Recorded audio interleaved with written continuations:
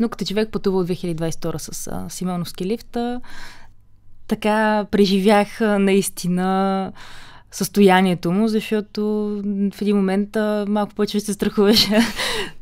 Много близо минава до къщите и има къщи, което е странно. Тези къщи са се появили след лифта, по всяка вероятност, така че...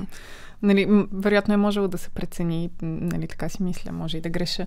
Добре, оставаме с другите две опции, автобуси и коли, и искам да ги разгледаме по-отделно, какви са проблемите там и защо не е това най-удобният начин, по който можеш да стигнеш до планината, като разгледаме двете опции от страна на това какво може общината да направи по въпроса, какво може държавата да направи по въпроса и частния собственик, защото през цялата история сега и слушателите, зрителите ни, а и читателите на Капитал ще разберат от темата на Броя. Това са всъщност трите елемента, които имат възможност да правят нещо с планината и съответно пътя до достигането й.